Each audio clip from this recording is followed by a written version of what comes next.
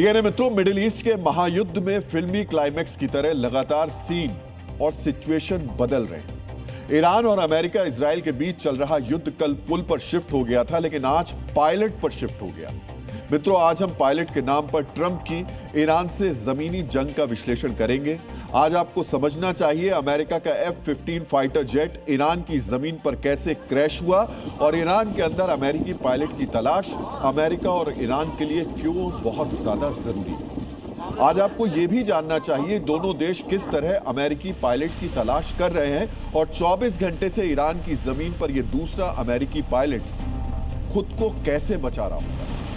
मित्रों, ईरान के आसमान में अमेरिकी फाइटर प्लेन के क्रैश और उसकी तलाश में जमीनी आसमान एक करने के पीछे दो थ्योरी सामने आ रही है। आज आपके लिए यह जानना भी जरूरी है, अगर यह पायलट सही सलामत नहीं मिला तो ट्रंप की स्थिति अपने देश में कितनी खराब होने वाली है। इस तलाश से जुड़ी दूसरी थ्योरी यह कह रही है अमेरिका F-15 का ईरान में क्रैश कोई संयोग नहीं बल्कि सोच समझकर किया गया प्रयोग है, जिसकी मदद से ट्रंप अपने वॉर प्लान को अंजाम देंगे। आज आपके लिए हम इस अमेरिकी प्रयोग की इनसाइड स्टोरी को भी डिकोड करेंगे। मित्रों, ईरान युद्ध में पहली बार कोई अमेरिकी फाइटर जेट ईरान की जमीन पर क्रैश हुआ। जो विमान क्रैश हुआ वो एक F-15 स्ट्राइक ईगल है, जिसे दो क्रू मेंबर उड़ाते हैं। इसमें एक पायलट और दूसरा वेपन सिस्टम ऑफिसर होता है। वेपन ऑफिसर फाइटर जेट में सभी हथियार, सेंसर और मिशन सिस्टम संभालता है, यानी पायलट विमान उड़ाता है जबकि वेपन सिस्टम ऑफिसर टारगेट को तलाश करके हथियार से उसे नष्ट करता है। ये F-15E कॉम्बैट स्ट्राइक मिशन पर था। अमेरिका और इजराइल ईरान के सैन्य ठिकानों, मिसाइल साइट्स और न्यूक्लियर सुविधाओं पर हमले कर रहे हैं। ये जेट उसी हमले का हिस्सा था, लेकिन ईरान के खुजेस्तान प्रांत के पास ईरान के एयर डिफेंस ने इस F-15E को सफलतापूर्वक निशाना बना लिया। ईरान ने F-15E को कैसे मार गिराया, आपको ये समझने के लिए हमने एक अलग विश्लेषण तैयार किया है, जिसे हम थोड़ी देर बाद आपको दिखाएंगे।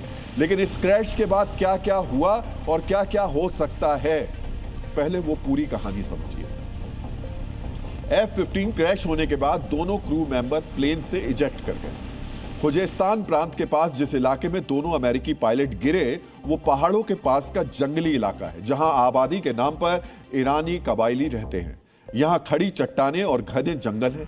ये इराक और फारस की खाड़ी के पास का दुर्गम इलाका है, जहां छिपना आसान है लेकिन किसी की तलाश करना काफी मुश्किल है। ईरानी मीडिया ने अमेरिकी फाइटर जेट के मलबे और इजेक्ट सीट की तस्वीरें भी जारी की। फिलहाल क्रैश विमान के एक क्रू मेंबर की तलाश अमेरिकी रेस्क्यू टीम ने कर ली है, जबकि दूसरे की तलाश अमेरिका और ईरान दोनों पूरी ताकत से कर रहे हैं।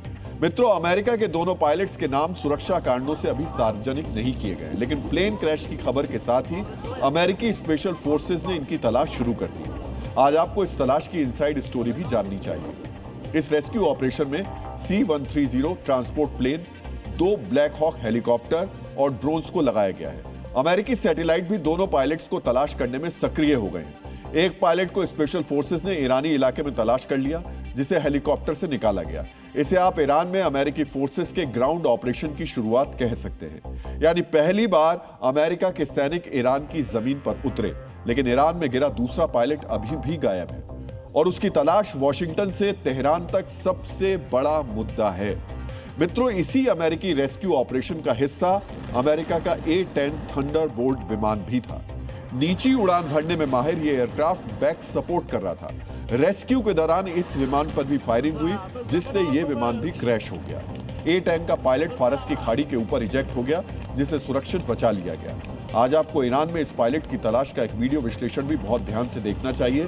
इसे देखकर आप समझ पाएंगे अमेरिका और ईरान दोनों के लिए ये पायलट कितना महत्वपूर्ण है। जिस ईरान ने पूरे मिडिल ईस्ट में अमेरिकी बेसों को निशाना बनाकर अपनी दहशत कायम की है, उस ईरान की जमीन पर उतरकर पायलट की तलाश कितनी मुश्किल है, उसे अमेरिकी हेलीकॉप्टर्स पर गोली चला रहे इन ईरानी पुलिस वालों के जोश को देखकर समझा जा सकता है।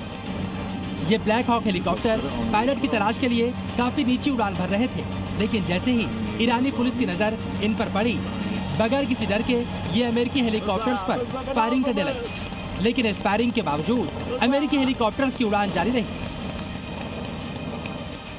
ईरान की मीडिया ने क्रैश हुए अमेरिकी F-15 के मलबे की तस्वीर जारी की है। ईरान की सरकार की तरफ से पायलट की तलाश करने वाले को बड़ा इनाम देने का ऐलान भी किया गया। दर्शकों कृपया ध्यान दें, कोहगीलुये और बोयर अहमद प्रांत के हिम्मती निवासियों, अगर आप दुश्मन के पायलट को पकड़ लेंगे या जिंदा पुलिस या सेना के हवाले कर देंगे, आपको बड़ा इनाम मिलेगा।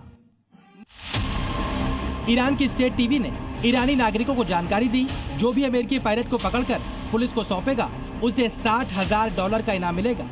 और इस ऐलान के बाद ईरान में अमेरिकी पायलट की तलाश इस इलाके में रहने वाली आबादी के लिए बड़ा मिशन बन गई। कबीले के लोग हाथों में बंदूक, डंडे और ईरान के झंडे लेकर पहाड़ों और जंगलों की खाक छान रहे हैं, ताकि अमेरिकी पायलट को पकड़कर $60,000 का इनाम हासिल कर सकें। चिंता मत करो, हम उस पायलट को ढूंढ लेंगे। ये लोग पायलट की तलाश में जंगल के अंदर जा रहे हैं। उधर अमेरिकी हेलीकॉप्टर्स भी आसमान में मंडरा रहे हैं। अमेरिका के लिए इस पायलट की तलाश इतनी महत्वपूर्ण है कि इसके लिए अमेरिका ने 48 घंटे के सीज़फायर की पेशकश भी कर डाली। अमेरिका ने ईरान से 48 घंटे के युद्ध विराम की मांग की, लेकिन तेहरान ने इसे ठुकरा दिया। अमेरिका अपने F-15 फाइटर जेट के पायलट्स को बचाने की कोशिश कर रहा है। फिलहाल अब तक अमेरिका और ईरान किसी को गुड न्यूज नहीं मिली। डीएनए मित्रों, अमेरिकी पायलट की तलाश प्रेसिडेंट ट्रंप के लिए सबसे बड़ी अग्नि परीक्षा है। ये उनके लिए करो या मरो की तरह है और इसे ट्रंप भी अच्छी तरह समझते हैं। इसलिए उन्होंने अपनी वीकेंड छुट्टियों को रद्द कर व्हाइट हाउस में एक बड़ी मीटिंग बुलाई। इस मीटिंग में पायलट्स को बचाने की रणनीति बनाई गई। अमेरिकी पायलट को बचाने के हर विकल्प पर चर्चा की गई। पायलट की तलाश में ईरान के अंदर बड़े कमांडो ऑपरेशन के बारे में भी बात हुई। जिस जगह ईरानी पायलट गिरा है वहां से इराक की सीमा भी बहुत दूर नहीं है। ऐसे में ये पायलट खुद भी ईरान से बाहर निकल सकता है। आज आपको अमेरिकी वायुसेना की उस ट्रेनिंग के बारे में भी जानना चाहिए जो हर अमेरिकी पायलट को ऐसी परिस्थितियों से निकलने के लिए दी जाती है, जिसे सेरे कहते हैं। सेरे का फुल फॉर्म है सर्वाइवल, यानी जीवित रहना, इवेजन यानी दुश्मन से बचना, रेजिस्टेंस यानी प्रतिरोध करना और दुश्मन की पूछताछ में नहीं झुकना, और एस्केप यानी मौका मिलते ही भाग निकलना। आज आपको इस ट्रेनिंग का मतलब और मकसद भी जानना चाहिए, क्योंकि यह ट्रेनिंग ही अमेरिकी पायलट को दुर्गम इलाके में दुश्मनों के बीच बचाती है। सबसे पहले आप सर्वाइवल ट्रेनिंग का मतलब समझिए। अगर पायलट दुश्मन इलाके में गिर जाए तो उसे जंगल में पानी तलाश करने, पेड़ों की मदद से अस्थायी शेल्टर बनाने की ट्रेनिंग दी जाती है। इसके अलावा रेगिस्तान में क्रैश होने पर धूप से बचने और पानी बचाकर पीने के नियम लागू होते हैं। ठंडक में कैसे आग जलानी है, अपने शरीर को कैसे गर्म रखना है, इस ट्रेनिंग में यह भी सिखाया जाता है। पायलट की सर्वाइवल ट्रेनिंग का सबसे बड़ा मकसद है, चाहे कुछ भी हो जाए, खुद को जिंदा रखना है। इसके बाद इवेजन यानी दुश्मन से बचने के लिए अमेरिकी सैनिक दिन में छिपे रहते हैं और रात को चलते हैं। इस दौरान सैनिकों को अपने पैरों के निशान मिटाने की ट्रेनिंग भी दी जाती है। दुश्मन के इलाके में चलते वक्त प्राकृतिक चीजों यानी पेड़ों, गुफाओं और चट्टानों से खुद को छिपाकर रखना होता है। दुश्मन के इलाके में गिरे पायलट को अपना रेडियो भी शांत रखना पड़ता है। कुल मिलाकर कोशिश यही रहती है कि दुश्मन को पता नहीं चल पाए पायलट कहां है। इसके बाद नंबर आता है ट्रेनिंग के तीसरे हिस्से का, यानी रेजिस्टेंस। इसमें पायलट को बताया जाता है दुश्मन के हाथों पकड़े जाएं तो क्या करना चाहिए। इसमें पूछताछ के दौरान कैसे दुश्मन को भ्रम में डालने की ट्रेनिंग दी जाती है। अमेरिकी पायलट्स को बताया जाता है कैसे दुश्मनों को महत्वपूर्ण सूचनाएं नहीं देनी है, कैसे हर हाल में अमेरिकी सेना का कोड फॉलो करना है। पायलट की इस ट्रेनिंग के लिए नकली टॉर्चर सेशन भी उनको करवाए जाते हैं। इस ट्रेनिंग का चौथा हिस्सा होता है एस्केप, यानी मौका मिलते ही भाग जाना। अमेरिकी सेना इस ट्रेनिंग में पायलट को कैद से निकलने के तरीके सिखाती है। दुश्मन के इलाके में दिशा को कैसे पहचाना जाए, इसकी ट्रेनिंग दी जाती है। पायलट को यह भी समझाया जाता है कैसे वो दुश्मन के इलाके से किसी दोस्त मुल्क या मित्र सेना तक पहुंच सकता है। इसके लिए प्लेन से इजेक्ट करने वाले अमेरिकी पायलट के पास एक सर्वाइवल किट भी होती है। आज आपको उस किट के बारे में भी जानना चाहिए। इस सर्वाइवल किट में रेस्क्यू सिग्नल भेजने के लिए एक इमरजेंसी रेडियो होता है। सिग्नल देने के लिए शीशा और फ्लेयर होती हैं। दिन में शीशे और रात में अपने हेलीकॉप्टर दिखते ही फ्लेयर का इस्तेमाल करना होता है। इस सर्वाइवल किट में एक कंपास और दुश्मन के इलाके का मैप भी होता है। इसके अलावा थोड़ा पानी और कुछ खाने पीने का सामान होता है। पायलट की आत्मरक्षा के लिए इस किट में पिस्टल और एक मेडिकल किट भी रखी जाती है। मित्रों, इस वक्त अमेरिकी पायलट ईरान के जिस इलाके में हैं, वहां पर पहाड़ और जंगल हैं, यानी यहां पर छिपना आसान भी हो सकता है और बहुत मुश्किल भी। ईरान के पास भी उन्नत ड्रोन और सर्विलांस है जो लगातार इस अमेरिकी पायलट की तलाश में जुटे हुए। लोकल इंटेलिजेंस सबसे ज्यादा खतरनाक है। इलाके को पहचानने वाले लोग खुद इनाम के लालच में जंगलों के अंदर जा रहे हैं। इस वक्त अमेरिकी पायलट दिन में छिपकर रह रहा होगा और रात को आसमान में अमेरिकी हेलीकॉप्टर्स पर निगाह रख रहा होगा या फिर इराक की सीमा की तरफ बढ़ने की कोशिश कर रहा होगा। अमेरिका F-15 के जिस क्रू को रेस्क्यू किया गया उसने भी रात होने का इंतजार किया और अमेरिकी रेस्क्यू टीम ने उसको तलाश करने में कामयाबी हासिल कर ली। ये पायलट भी रेस्क्यू सिग्नल भेजने के लिए सही वक्त का इंतजार कर रहा होगा। इसे ही दुश्मन के इलाके में सर्वाइवल का गोल्डन रूल कहा जाता है। अगर पायलट इस ट्रेनिंग का सही इस्तेमाल करेगा तो उसके रेस्क्यू के चांस बढ़ जाएंगे। डीएनए मित्रों, ईरान में क्रैश अमेरिकी F-15 लड़ाकू विमान में 2 पायलट थे। एक का रेस्क्यू कर लिया गया और दूसरा पायलट 24 घंटे से संकट में। वैसे अमेरिका के राष्ट्रपति ट्रंप भी इस समय कम संकट में नहीं है। अमेरिका में लोगों ने ट्रंप से पूछना शुरू कर दिया है कि अगर ईरान के एयर डिफेंस को नष्ट करने का उनका दावा सही था तो अमेरिकी F-15 फाइटर जेट कैसे गिर गया। जिसके जवाब में ट्रंप ने कहा है कि सबको समझना चाहिए हम युद्ध में हैं। यही ट्रंप कल तक कह रहे थे कि हम जीत रहे हैं और आज कह रहे हैं समझिए हम युद्ध में। मित्रों, ट्रंप पर अमेरिकी नागरिकों का भारी दबाव है। ऐसे हालात में अगर अमेरिकी पायलट ईरान में मारा गया या फिर ईरानी सेना की पकड़ में आ गया तो अमेरिका में ये कितना बड़ा राजनीतिक और सैन्य संकट बन सकता है। इससे ईरान के युद्ध में सौदेबाजी की क्षमता बढ़ जाएगी और ईरान के हाथ अमेरिका को बेइज्जत करने का बड़ा मौका आ जाएगा। इसीलिए ट्रंप अमेरिकी पायलट को बचाने के लिए एड़ी चोटी का जोर लगा रहे हैं। मित्रों, अगर अमेरिका F-15E स्ट्राइक ईगल का मिसिंग पायलट ईरान के हाथ लग जाता है तो युद्ध के बीच में ईरान की लॉटरी लग जाएगी। ईरान वॉर प्रोपेगेंडा में काफी आगे है। ईरान अमेरिकी पायलट को टीवी पर दिखा सकता है। अमेरिका में अपने पायलट को घुटनों के बल बैठा या आंखें बंद कर बयान देते देखना ये बड़ा हंगामा खड़ा कर सकता है। ईरान दुनिया को ये मैसेज देगा अमेरिका हमारी जमीन पर हमला कर रहा है लेकिन हमने पायलट पकड़ लिया है। अमेरिका कमजोर है। इससे ट्रंप का वो दावा भी झूठा साबित होगा जिससे वो ईरानी सेना के बेहद कमजोर होने का दावा करते हैं। ईरानी मीडिया और सोशल मीडिया पर यह वीडियो वायरल होगा जो ईरान के अंदर लोगों का मनोबल बढ़ाएगा और अमेरिकी सेना का मनोबल कम करेगा। लेकिन ईरान को सबसे बड़ा फायदा उस खुफिया जानकारी से मिलेगा जो इस पायलट से ईरान को मिल सकती है। मित्रों, अमेरिकी पायलट को पूछताछ से निपटने की ट्रेनिंग मिलती है लेकिन बहुत ज्यादा टॉर्चर किसी भी इंसान को तोड़ सकता है। ईरान को सबसे ज्यादा नुकसान अमेरिकी वायुसेना ने पहुंचाया और अमेरिकी पायलट से ईरान मिशन से जुड़ी हर जानकारी हासिल करने की कोशिश करेगा। ईरान इस पायलट से पता करेगा F-15E किस टारगेट पर हमला करने के लिए जा रहा था, अमेरिका और इजराइल का अगला टारगेट प्लान क्या है और अमेरिका न्यूक्लियर साइट्स या मिसाइल बेस पर कहां पर हमले की तैयारी कर रहा है। मित्रों, इस पायलट से ईरान को अमेरिकी फाइटर जेट की तकनीकी जानकारियां मिल सकती हैं। जेट के रडार, इलेक्ट्रॉनिक वॉरफेयर सिस्टम, हथियारों की क्षमता और अमेरिकी पायलट ट्रेनिंग के तरीके भी ईरान तक पहुंच सकते हैं। इसके अलावा अमेरिकी सैन्य रणनीति भी ईरान के सामने एक्सपोज हो सकती है। ईरान इस पायलट से अमेरिका के रेस्क्यू प्लान, स्पेशल फोर्सेस की तकनीक, सैटेलाइट और ड्रोन का इस्तेमाल कैसे हो रहा है, ये सारी जानकारियां हासिल कर सकता है। सबसे बड़ा खतरा यह है ईरान ये जानकारी रूस और चीन जैसे अपने सहयोगियों के साथ शेयर भी कर सकता है जो अमेरिकी तकनीक समझने में उनकी मदद करेंगी। इसके अलावा पायलट को बंदी बनाकर ईरान अमेरिका से मोलभाव कर सकता है। युद्ध विराम की मांग की जा सकती है। ईरान प्रतिबंध हटाने या फिर आर्थिक राहत का वादा ले सकता है। इसके अलावा अमेरिका या इजराइल की कैद में मौजूद किसी आतंकी या नेता की रिहाई करवाई जा सकती है। ट्रंप भी जानते हैं ये स्थिति उनके लिए कितनी शर्मनाक हो सकती है, इसीलिए उन्होंने ईरान को बहुत बड़ी धमकी दे दी। ट्रंप ने कहा है, याद है जब मैंने ईरान को 10 दिन दिए थे, या तो समझौता करो या हॉर्मुज स्ट्रेट खोलो। समय तेजी से खत्म हो रहा है, 48 घंटे बचे हैं, उसके बाद उन पर भयंकर तबाही टूट पड़ेगी।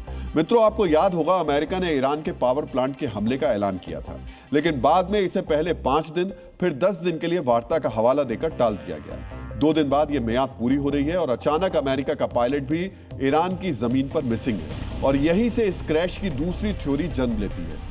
क्या अमेरिका का F-15 ईरान में क्रैश होना एक सोची समझा प्रयोग है?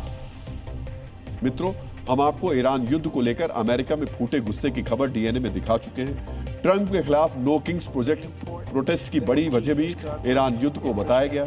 हमने आपको उस अमेरिकी सर्वे की खबर भी दिखाई थी जिसमें अमेरिका के 66% लोग ईरान से हार कर भी युद्ध से बाहर निकलना चाहते हैं। लेकिन दूसरी तरफ ट्रंप ईरान के अंदर ग्राउंड एक्शन की तैयारी कर रहे हैं। यूएस कमांडोज को मिडिल ईस्ट में बुला लिया गया है। पेंटागन ने जमीनी युद्ध की योजना बनाकर दे दी है। अब ट्रंप को बस अमेरिका में एक माहौल तैयार करना है। ट्रंप अच्छी तरीके से जानते हैं कि अमेरिकी जनता ईरानी मिसाइलों को नष्ट करने के लिए सैनिकों की जान जोखिम में डालने के लिए तैयार नहीं होगी। ईरान का यूरेनियम हासिल करने के लिए भी सैनिकों की जान खतरे में डालने का विरोध होगा। लेकिन एक अमेरिकी पायलट को बचाने के लिए अगर ट्रंप ईरान में सेना भेजेंगे तो अमेरिका में इसका विरोध नहीं होगा। इसलिए इस बात की आशंका भी जाहिर की जा रही है ऐन वक्त पर F-15 जैसे अमेरिकी जेट के ईरान में क्रैश होने के पीछे कोई सोची समझी योजना हो सकती है। मित्रों, आज से पहले कई बार अमेरिका दूसरे देशों पर हमले के लिए ऐसी ही योजना बना चुका है। आज आपको उन पुरानी घटनाओं के बारे में भी जानना चाहिए। 1979 में कैरेबियन द्वीप ग्रेनाडा में वामपंथी सरकार बनी। बाद में प्रधानमंत्री की हत्या करके ग्रेनाडा में सैन्य शासन की स्थापना हो गई। अमेरिका में तब राष्ट्रपति रोनाल्ड रीगन ने कहा था वहां मौजूद अमेरिकी मेडिकल छात्रों की सुरक्षा खतरे में है। इस क्षेत्र में क्यूबा और सोवियत का प्रभाव बढ़ रहा है और ग्रेनाडा खतरनाक सैन्य बेस बन सकता है। इसीलिए रेस्क्यू और सुरक्षा के नाम पर अमेरिका ने ग्रेनाडा में ऑपरेशन शुरू कर दिया। 25 अक्टूबर 1983 को अमेरिका ने वहां सीधा सैन्य हमला किया और कुछ ही दिनों में ग्रेनाडा की सेना को हरा दिया। इसके बाद ग्रेनाडा में अमेरिका समर्थक सरकार स्थापित हुई। 20 दिसंबर 1979 को अमेरिका ने पनामा पर हमला किया। इस बार भी अमेरिकी नागरिकों को बचाने के नाम पर हमला शुरू हुआ, लेकिन अमेरिकी नागरिकों की सुरक्षा एक बहाना था। असली मकसद क्षेत्र में अमेरिकी नियंत्रण बनाए रखना था। यानी अमेरिका का इतिहास रहा है अमेरिकी नागरिकों पर खतरा दिखाकर हमले का माहौल बनाया जाता है। एक बार फिर से ईरान में ऐसा ही किया जा सकता है। डीएनए मित्रों, खतरे का डर दिखाकर जनता को बहकाने वाले अमेरिका का आज एक बड़े खतरे से सामना भी हुआ है। हम आपको बता चुके हैं कि ईरान ने अमेरिका का फाइटर जेट मार गिराया है, लेकिन दुनिया भर के डिफेंस एक्सपर्ट सवाल पूछ रहे हैं आखिर ईरान ने यह जंगी कारनामा कैसे किया। आखिर ईरान सुपर पावर अमेरिका के फाइटर जेट को कैसे मार गिरा रहा है। अब हम इन्हीं सवालों को डिकोड करेंगे। मित्रों, ईरान ने अब तक उस हथियार से जुड़ी कोई जानकारी सार्वजनिक नहीं की है जिसने अमेरिकी जेट को मार गिराया, लेकिन कुछ सैन्य विशेषज्ञों का मानना है कि अमेरिकी F-15 पर वार करने के लिए ईरान ने अपनी माजिद मिसाइल का इस्तेमाल किया। जानकारों का यह भी मानना है कि जिस वक्त विमान पर हमला किया गया तब वो काफी कम ऊंचाई पर उड़ रहा होगा। इसी वजह से ईरान का एयर डिफेंस यानी हवाई रक्षा प्रणाली की मिसाइल विमान को मार गिराने में कामयाब हो गई। मित्रों, ईरान ने अपनी इस जंगी कामयाबी का एक सबूत भी सामने रखा।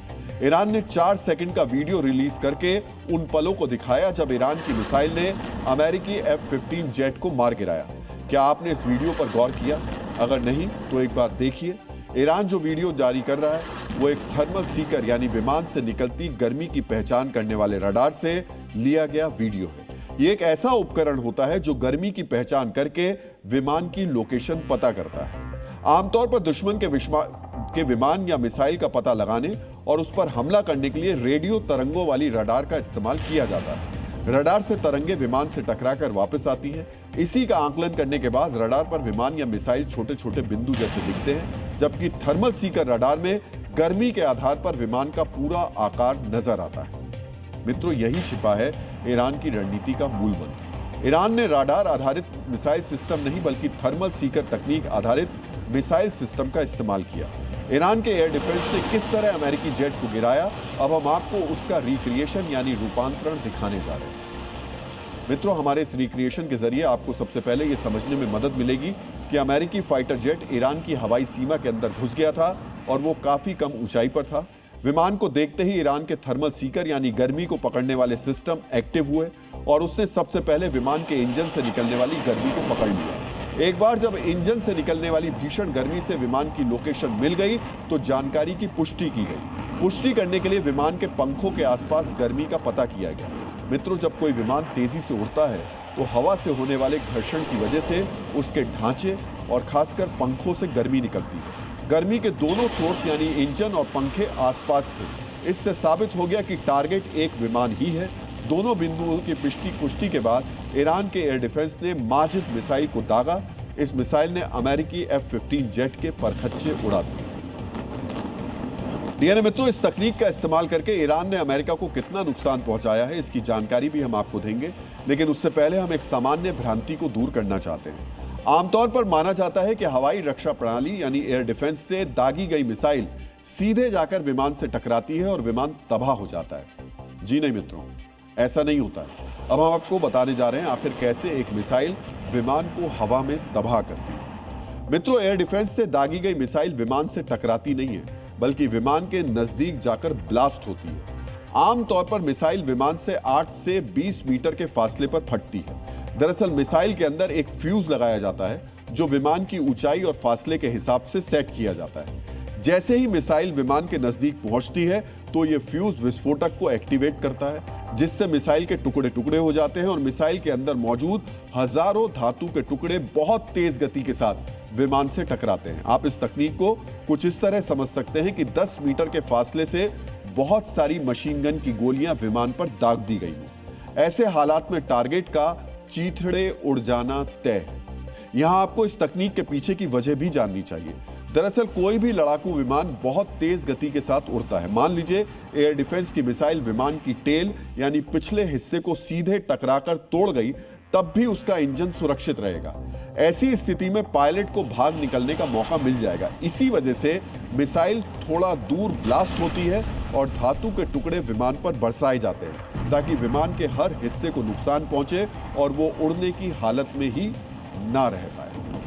डीएनए मित्रों, डीएनए में हमारा एक ही लक्ष्य है, हम अपने दर्शकों को सरल शब्दों के साथ सटीक जानकारी देते हैं। अगर आपको हवाई रक्षा प्रणाली पर हमारी जानकारी अच्छी लगी हो तो आप हमारी इस वीडियो क्लिप को डीएनए के यूट्यूब पेज पर जाकर डाउनलोड कर सकते हैं, ताकि अगली बार आपकी चर्चा में एयर डिफेंस मिसाइल का जिक्र आए तो आप ये जानकारी दूसरों के साथ भी साझा कर सकें। मित्रों, आज ईरान युद्ध का 36वां दिन है। 36 दिनों में अमेरिकी एयरफोर्स ने सबसे ज्यादा नुकसान ईरान की मिसाइलों और रडार सिस्टम को ही पहुंचाया है। इतना नुकसान होने के बावजूद ईरान ने अपने दुश्मन की हवाई ताकत की हकीकत पूरी दुनिया को दिखा दी। ईरान ने अमेरिका को इस युद्ध में कितना नुकसान पहुंचाया, ये भी आपको ध्यान से देखना चाहिए। मित्रों, 36 दिनों के अंदर अमेरिका के एक F-35 विमान को नुकसान पहुंचा, 4 F-15 विमान बर्बाद हो गए, एक A-10 थंडरबोल्ट और एक एवॉक्स विमान को तबाह कर दिया गया। अमेरिका के 8 टैंकर यानी ईंधन भरने वाले विमान खत्म हो गए और 17 MQ-9 रीपर ड्रोन भी क्रैश हो चुके हैं। अगर इन सभी हवाई संसाधनों की कुल लागत की बात करें तो अमेरिका को सिर्फ हवा में ही 14,652 करोड़ रुपए का नुकसान हो चुका है। मित्रों, अमेरिका ने सबसे पहले ईरान के made in China air defence system को ही निशाना बनाया। इस रणनीति का मकसद था कि ईरान के आसपास पूरी तरह अमेरिका का कब्जा हो जाए। लेकिन यहां सवाल उठता है कि इतना नुकसान होने के बाद भी ईरान लगातार अमेरिकी विमानों को कैसे निशाना बना रहा है। इस सवाल का जवाब समझने के लिए आपको हमारी वॉर रिपोर्ट बेहद ध्यान से देखनी चाहिए। युद्ध में अमेरिकी विमानों के नुकसान की एक बड़ी वजह ईरान की हवाई रक्षा प्रणाली की नई रणनीति है, लेकिन उससे भी बड़ी वजह है वो मिशन जो अमेरिकी एयरफोर्स को दिए गए। युद्ध के पहले 3 हफ्ते पूरे होने के बाद अब अमेरिकी एयरफोर्स नैरो टारगेट मिशन कर रही है। मिलिट्री की भाषा में नैरो टारगेट का मतलब होता है जमीन पर मौजूद सैन्य काफिलों और छोटे दायरे में मौजूद सैन्य संसाधनों को तबाह करना। इस किस्म के हमलों को करने के लिए अमेरिकी विमान ऊपर से बमबारी नहीं कर सकते। विमानों को नीचे जाकर भारी गोलियों से हमले करने पड़ते हैं। जैसे ही अमेरिकी विमान कम ऊंचाई पर उड़ते हैं तो ईरान की छोटी रेंज की हवाई रक्षा प्रणाली उन्हें अपना निशाना बना लेती है। जिस माजिद मिसाइल से F-15 को तबाह किया गया है वो हवा में 1 से लेकर 6 किलोमीटर दूर तक विमान को तबाह कर सकती है। माजिद की बड़ी खासियत यह है कि इसका लॉन्चर ट्रक आधारित है, यानी इस मिसाइल को फौरन एक लोकेशन से दूसरी लोकेशन पर ले जाया जा सकता है। अमेरिका के मिशन और ईरान की रणनीति की वजह से अमेरिकी वायुसेना को नुकसान हो रहा है, लेकिन 36 दिनों के युद्ध में इजराइल का एक भी विमान क्रैश नहीं हुआ है। इसकी सबसे बड़ी वजह है वो तकनीक जिसका इस्तेमाल इजराइल कर रहा है। इजरायली एयरफोर्स अधिकतर हमलों में F-35 विमानों का इस्तेमाल कर रही है। ये विमान स्टेल्थ तकनीक से लैस है, यानी रडार के जरिए इनकी लोकेशन नहीं पता की जा सकती। इसके साथ ही साथ इजरायली विमानों में इलेक्ट्रॉनिक जैमिंग तकनीक लगी हुई है। ये तकनीक ईरान की धरती पर मौजूद रडार और हवाई रक्षा प्रणाली के सिग्नल जाम कर देती है। यही वजह है कि इजरायली एयरफोर्स के सभी हमले कामयाबी के साथ पूरे हो रहे हैं। युद्ध में अमेरिकी विमानों के क्रैश होने से न सिर्फ अमेरिकी एयरफोर्स का नुकसान हो रहा है, बल्कि वाशिंगटन में बैठी ट्रंप सरकार पर भी लगातार सवाल उठ रहे हैं, क्योंकि जब जब कोई अमेरिकी विमान गिरता है तो अमेरिका की तिजोरी से बड़ी रकम निकल जाती है। मित्रों, युद्ध के 36 दिन में अमेरिका के 36 अलग अलग किस्म के एयरक्राफ्ट जंग से बाहर हो चुके हैं। कुछ क्रैश हो गए तो कुछ मरम्मत के लिए वापस भेज दिए गए। यह आंकड़ा बताता है कि हर दिन अमेरिका को अपने एक एयरक्राफ्ट का नुकसान हो रहा है। इसी वजह से सोशल मीडिया पर ट्रंप को लेकर तंज कसे जा रहे हैं। कुछ लोग तो ये भी पूछ रहे हैं कि ऑपरेशन सिंदूर के दौरान भारतीय विमानों के नुकसान का झूठ बोलने वाले ट्रंप आज अमेरिका के क्रैश हुए विमानों की गिनती क्यों नहीं बता रहे? इन सवालों के साथ साथ सोशल मीडिया पर ट्रंप का 17 घंटे पहले दिया गया एक बयान भी वायरल हो रहा है। आपको भी ये बयान गौर से सुनना चाहिए। ईरान के पास एंटी एयरक्राफ्ट सिस्टम नहीं बचे हैं। उनके सभी रडार खत्म किए जा चुके हैं। अब हमारी एयरफोर्स को ईरान में कोई ताकत नहीं रोक पा रही है। मित्रों, भारतीय समय के अनुसार ट्रंप ने 4 अप्रैल को तड़के सुबह बताया था कि ईरान के पास एयर डिफेंस नहीं बचा है। सुबह 9 बजते बजते ईरानी एयर डिफेंस से अमेरिकी जेट के तबाह होने की खबर भी आ गई, यानी 5 घंटे में। अब ट्रंप का मजाक नहीं उड़ेगा तो फिर और क्या होगा? ट्रंप पर तंज कसने में ईरान भी पीछे नहीं रहा। युद्ध शुरू करते हुए ट्रंप ने कहा था कि वो ईरान में शासन बदल देंगे। इसी के जवाब में दक्षिण अफ्रीका में स्थित ईरानी दूतावास ने एक फोटो शेयर किया। मित्रों, ईरानी दूतावास ने अपनी पोस्ट में उन अमेरिकी सैन्य अधिकारियों की तस्वीरें दिखाई हैं जिन्हें ट्रंप सरकार ने हटा दिया। फोटो के साथ तंज कसते हुए लिखा गया है, वाकई शासन बदल रहा है, ऐसे ही महान बनेगा अमेरिका। मित्रों, अगर ट्रंप ने चाणक्य नीति को पढ़ा होता तो शायद इस तरह उनका मजाक नहीं उड़ता। आचार्य चाणक्य कहते थे, ज्ञान के बिना किया गया कार्य वैसे ही है जैसे बिना आंखों के चलना। ट्रंप ने बिना जाने समझे बयान दिए, युद्ध की शुरुआत की, परिणाम देखिए। आज की तारीख में ना तो उन्हें लड़ते बन रहा है और ना ही जंग से निकलते, और इसीलिए आज पूरी दुनिया में उनकी भद्द पिट रही है, मजाक उड़ रहा है। ठीक है मित्रों, ईरान ने जिस तरह अमेरिका के लड़ाकू विमानों को निशाना बनाया, उससे ट्रंप बेबस नजर आ रहे हैं। दूसरी तरफ अब अमेरिका ने यह भी मान लिया है कि हॉर्मुज स्ट्रेट को लेकर के जहाजों के लिए खुलवाना उसके बस की बात नहीं है। भले ही ट्रंप कुछ भी दावा करे, लेकिन अमेरिकी इंटेलिजेंस की ताजा रिपोर्ट बताती है कि ईरान फिलहाल किसी भी हाल में हॉर्मुज स्ट्रेट खोलने के लिए तैयार नहीं है।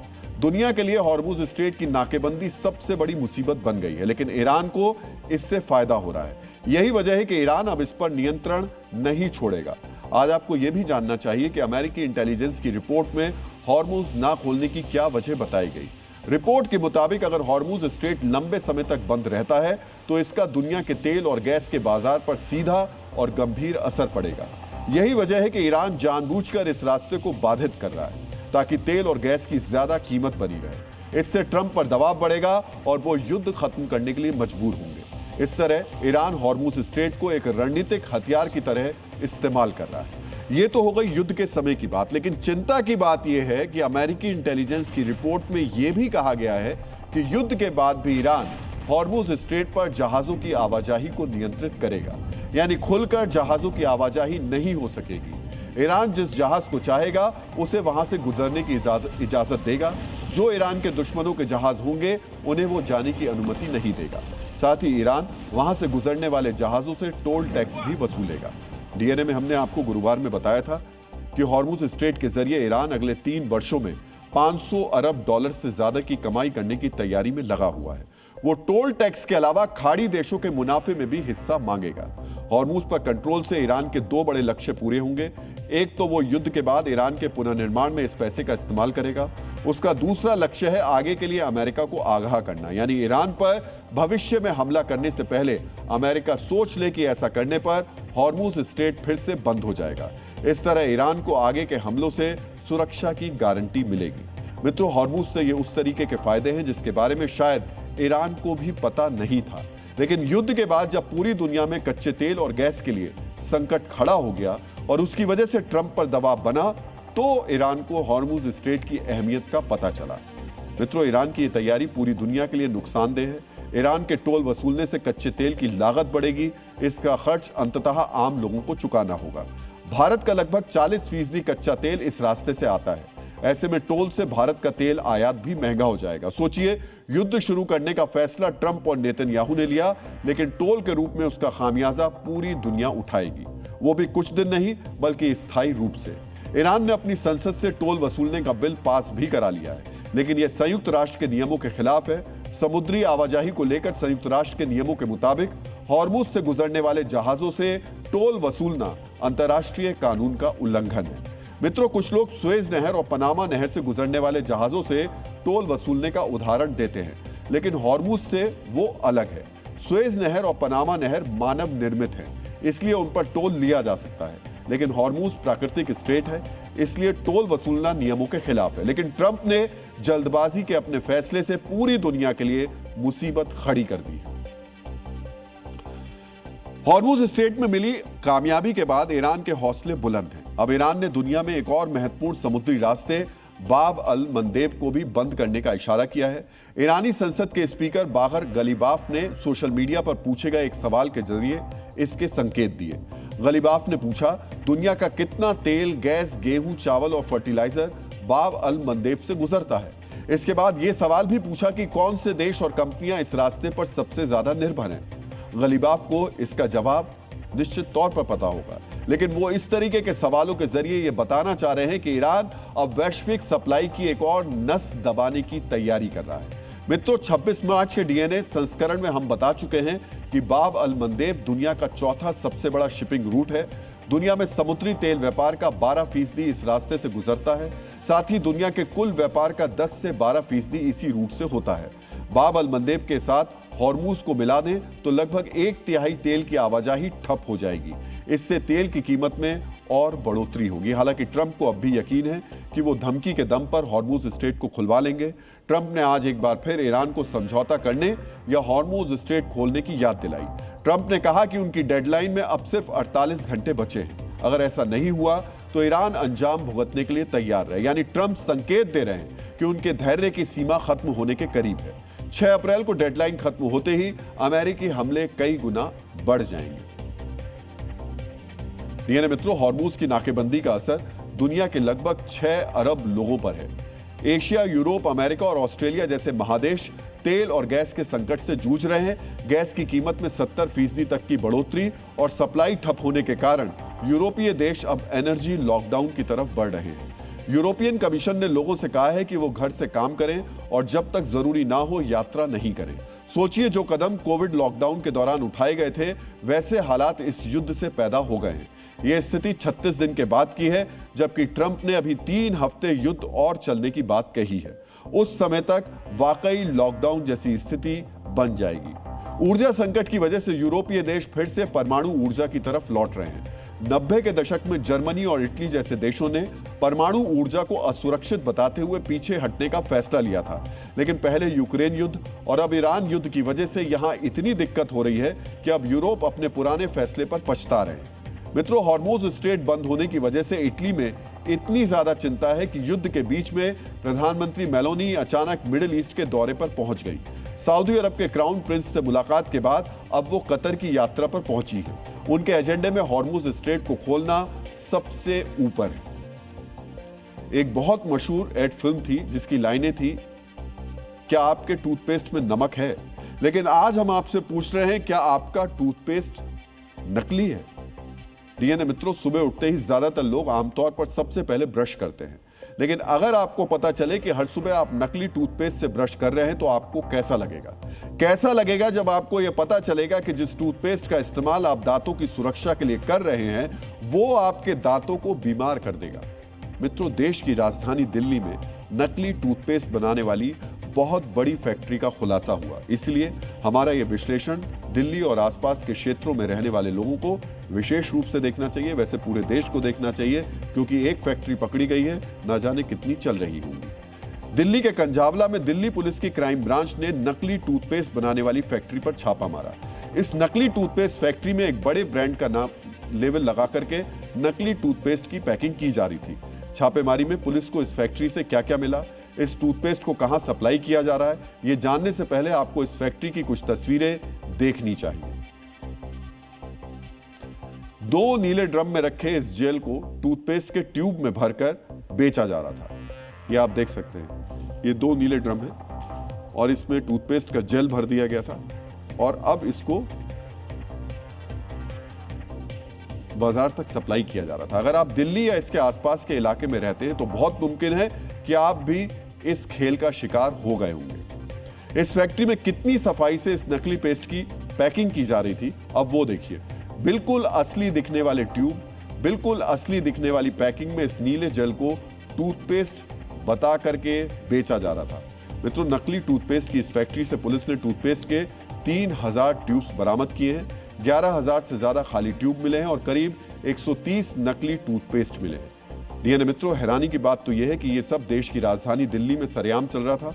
नकली टूथपेस्ट की फैक्ट्री को दिल्ली के एक रिहायशी इलाके में चलाया जा रहा था। हमारी टीम नकली टूथपेस्ट की इस फैक्ट्री तक पहुंची।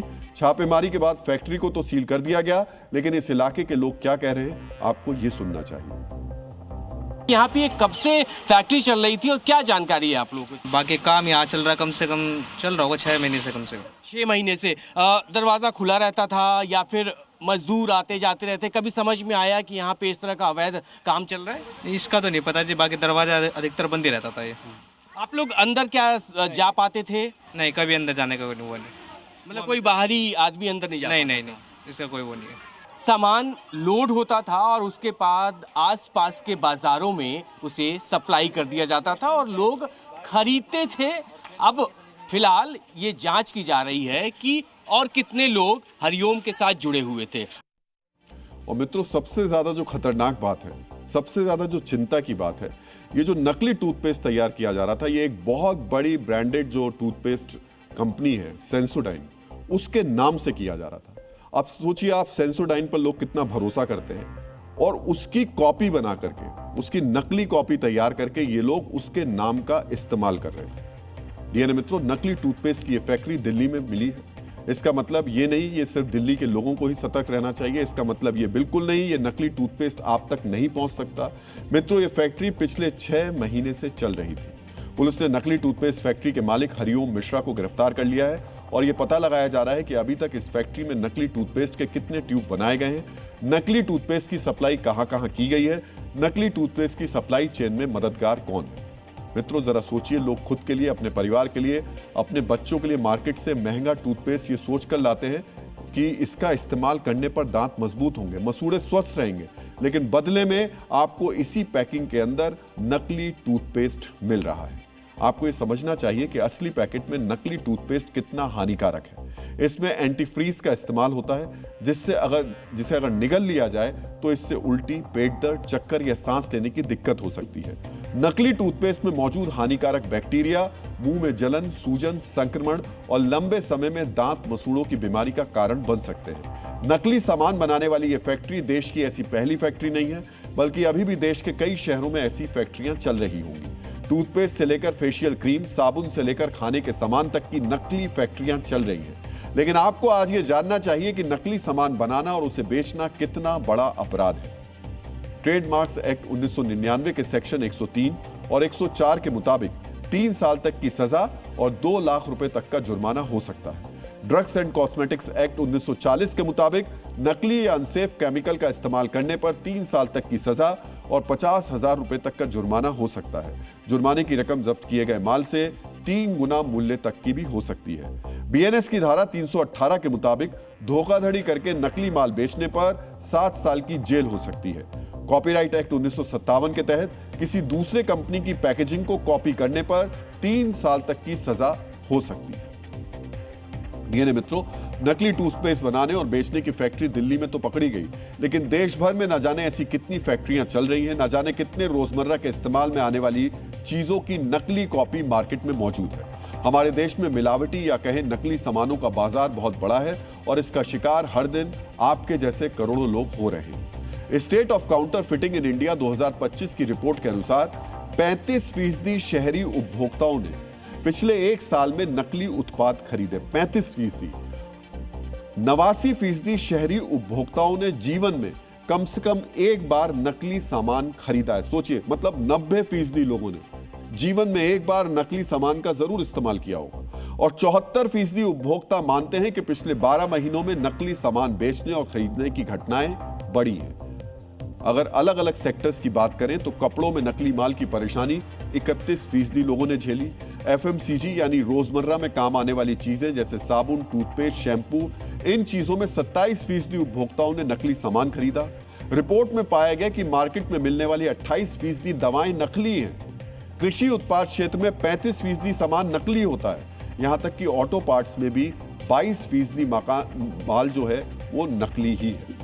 सबसे ज्यादा 53% नकली सामान ऑनलाइन प्लेटफॉर्म से खरीदे जाते हैं। इसके अलावा सोशल मीडिया पर प्रचार के जरिए 46% नकली ब्रांड के कपड़े और 35% नकली इलेक्ट्रॉनिक पार्ट्स बेचे जाते हैं। डीएनए मित्रों, नकली सामान का यह मार्केट कितना बड़ा है इसका अंदाजा आप नहीं लगा सकते हैं।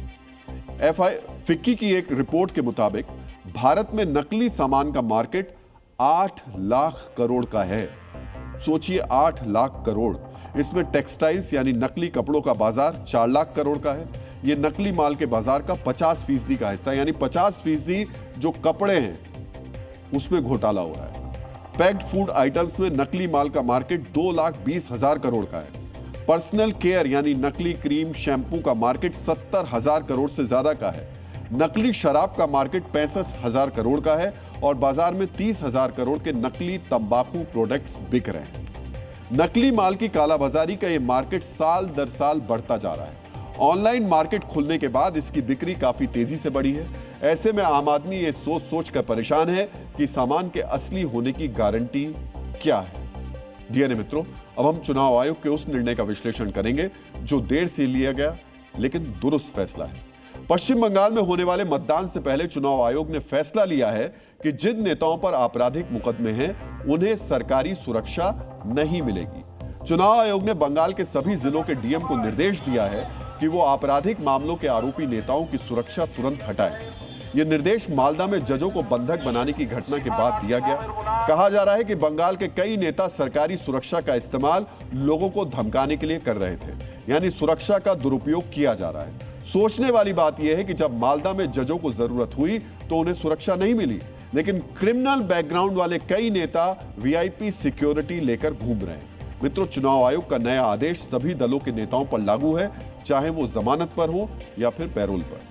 चुनाव की घोषणा से पहले पश्चिम बंगाल सरकार 976 नेताओं को सरकारी पैसे पर सुरक्षा मुहैया करा रही थी। इनमें से 832 नेता सीधे टीएमसी से जुड़े हुए थे, जबकि बाकी 144 नेता टीएमसी समर्थक थे।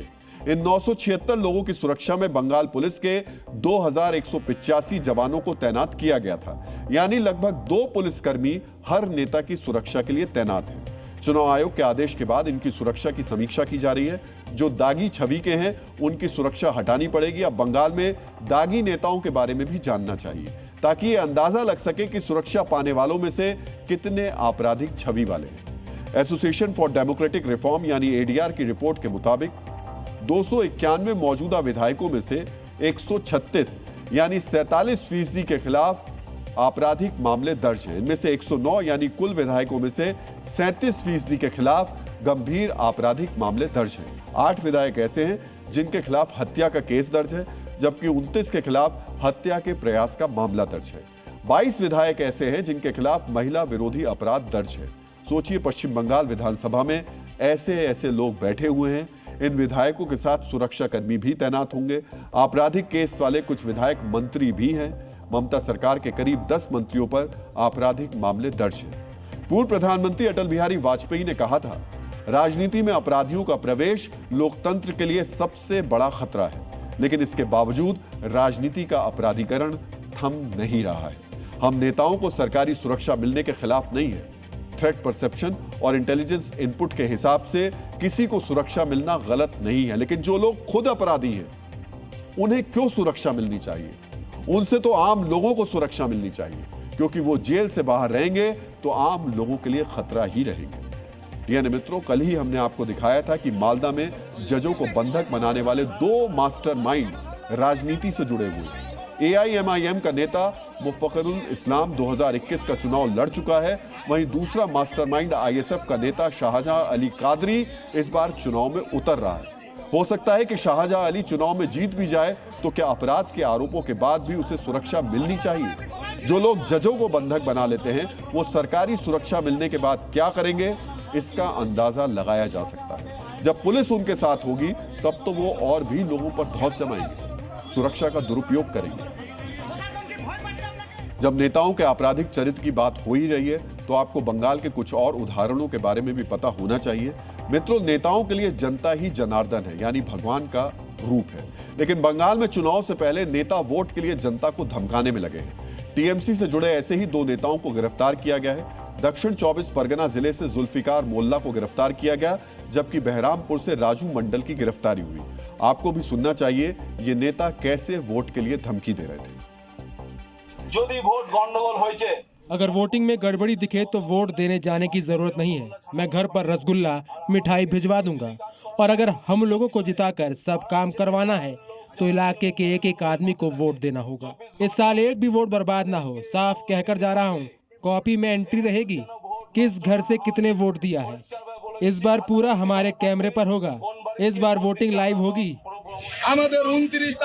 29 तारीख को वोटिंग और 4 तारीख की शाम को नतीजे आने के बाद उनके ऊपर स्टीम रोलर चलेगा। ये खुले आसमान के नीचे हम कह के जा रहे हैं। सुना आपने, चुनाव से पहले इस तरीके की धमकी दे रहे हैं। अगर इनके उम्मीदवार जीत जाएंगे तो ये वोट नहीं देने वालों पर किस तरीके का अत्याचार करेंगे, इसका अंदाजा आप लगा सकते हैं। लेकिन विडंबना यह है कि नेताओं की इस तरीके की धमकी का इनाम भी बाद में इन्हें मिलता है। ये इनाम कभी कभी सरकारी सुरक्षा के रूप में दिया जाता है। इसीलिए हम कह रहे हैं कि आपराधिक चरित्र वाले नेताओं को सुरक्षा नहीं मिलनी चाहिए। अब आपको यह भी जानना चाहिए कि पश्चिम बंगाल में नेताओं की सुरक्षा पर कितना खर्च हो रहा है। मित्रों, अगर बंगाल पुलिस के एक कांस्टेबल का न्यूनतम वेतन 35,000 रुपए भी मान लें तो वीआईपी सुरक्षा में लगे 2,185 पुलिसकर्मियों पर महीने में 7 करोड़ 65 लाख रुपए खर्च हो रहे होंगे। इस तरह साल में लगभग 92 करोड़ रुपए खर्च हुए होंगे। ये न्यूनतम अनुमान है। इसमें गाड़ी, ईंधन, हथियार और प्रशासनिक खर्च शामिल नहीं है। और इस खर्च का एक हिस्सा उन लोगों की सुरक्षा में जा रहा है जिन पर आपराधिक मामले दर्ज हैं। मित्रों, चुनाव आयोग ने जो फैसला अभी दिया है वो स्थायी होना चाहिए।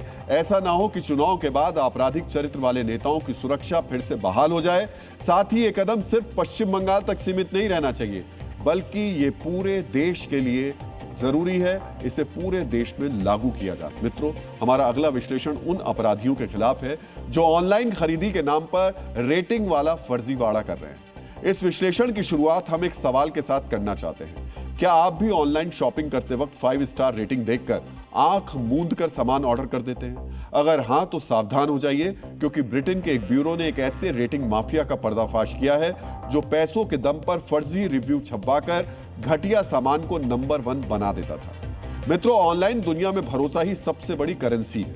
हमें कोई भी सामान खरीदने, होटल बुक कराने या डॉक्टर चुनने से पहले दूसरों के अनुभव यानी रिव्यू पढ़ते हैं। लेकिन क्या आप जानते हैं कि जिस रेटिंग को आप सच मान रहे हैं उनमें से करीब 30% रिव्यू पूरी तरह फर्जी होते हैं। साल 2025 में इन फर्जी रिव्यू की वजह से दुनिया भर के ग्राहकों को करीब 787 अरब डॉलर यानी लगभग 65 लाख करोड़ रुपए का चूना लगा है। ये वो पैसा है जो लोगों ने गलत या खराब सामान खरीदने में बर्बाद कर दिया। इस फेक रिव्यू में बड़ी बड़ी नामी गिरामी कंपनियों के प्लेटफॉर्म शामिल हैं। एक रिसर्च के मुताबिक अगर किसी प्रोडक्ट पर फर्जी पॉजिटिव रिव्यू डलवा दिया जाए तो पहले 2 हफ्तों में उसकी बिक्री 12.5% तक बढ़ जाती है। वहीं कंपटीशन को खत्म करने के लिए प्रतिद्वंदी कंपनियों के खिलाफ फेक नैरेटिव रिव्यू का भी सहारा लिया जाता है।